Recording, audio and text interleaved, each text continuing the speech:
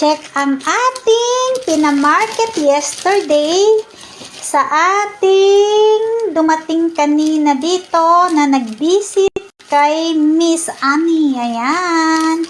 Siyempre, check natin ang ating mga cravings. Ito is mga Chinese vegetable po lahat. Mostly ang aking pinabili, no? Na wala dito sa aming lugar. Kaya, let's see. So, ayan. First, I have kailan. Correct. Nagpabili ako ng kailan. Sabi ko, isang balot. And there, check. 1. Ayan. Is correct. 1 item. And then, nagpabili ako ng dalawang bawang flour o garlic flour. Ayan. So, is correct. 2 item. 2 siya. Tubog ko siya. So, it's here. Ayan. Kasi nakabili na ako niyan before. So, I know the price. So, ayan. 25 ang isa. So, 50 is correct here. So, 2. And then, nagpabili rin ako ng golden mushroom. Here, 3 is correct. Ayan. So, it's correct. Dahil yesterday, nagtanong ako sa kanya kung magkano. Ang sabi ko, piliin niya yung 11 lang at take 3. So, it's correct. Ayan. So, check natin siya na acting nakikraving. Parang gusto ko kasi mag-hotpot no? And then next, nagpabili rin ako ng baby pak choy. Ayan. 49 ang isang supot. Ayan. So, 2 ang aking pinabili. Is correct. Is here.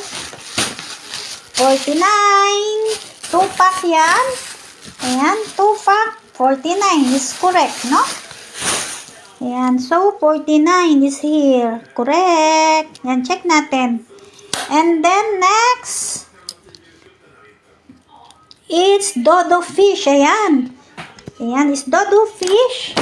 Dahil na ang sabi ko fishball. Ayan. Fishball is actually brand from Singapore. Ayan.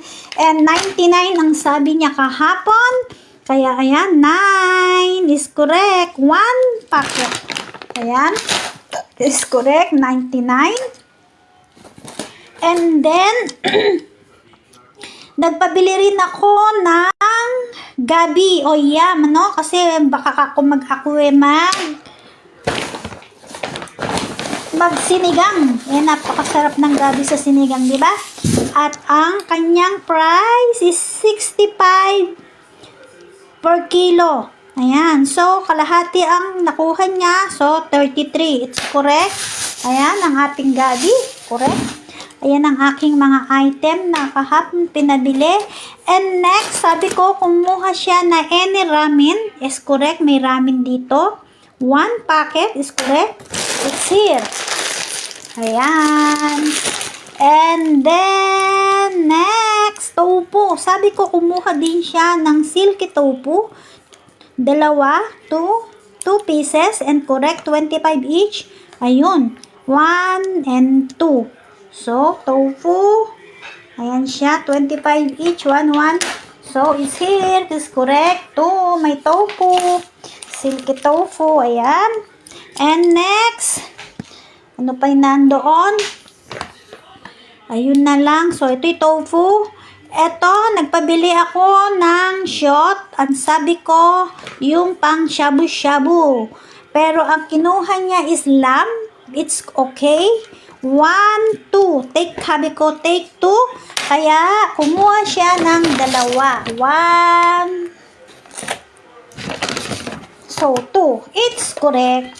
And then, syempre, magbabayad tayo ng paper. Kaya may 4. So, of course, babayaran natin yan, no? So, yan po. Pero, ayan, napansin kong itong tatlong to is wala dito sa akin. So, it's 3 item not included sa aking mga pinamili. And that's item. I don't see here anyway. But I know, sabi niya, bumili siya ng isang bagay na nagkakahalaga ng 33 that's okay. Fine. Pero itong dalawa, Itong binulugan kong 1-1, hindi ko po alam. Ayan. So, just for note, no? To remember na wala po akong item na dalawa na to. Pero andito sa aking listahan. So, I know ito ang kanya 1 as a 33. That's all. Ayan. Kaya ito ang aking mga pinamili na na-miss ko from Stockholm. Ayan. Pero syempre, magsuswitch na tayo sa kanya and to pay na more than that sa ating binili. Hindi ko na kailangan i-minus yung 33 na yon na sabi niya because syempre may pret tayo. You know, the pret is pag may padala ka, pwede kang mag-pay, di ba? So, ayan, magbabayad tayo sa kanya ng 90 euro, pero gagawin na natin 1,000 euro. Okay? Kahit hindi natin alam itong 2 item that missing. Ayan. So, that's all what it's that take note, no? Or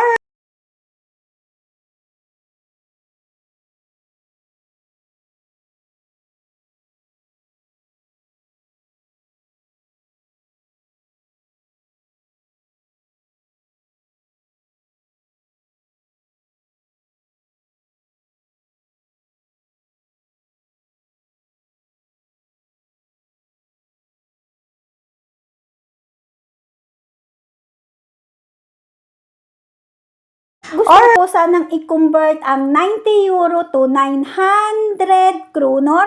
Pero ang nasasabi ko po sa 100 euro is 1,000 euro. Dahil 1,000 kronor po ang dapat kong ibigay sa kanya. 1,200 kronor po ang ibabalik ko sa nagbili sa akin ng mga gulay.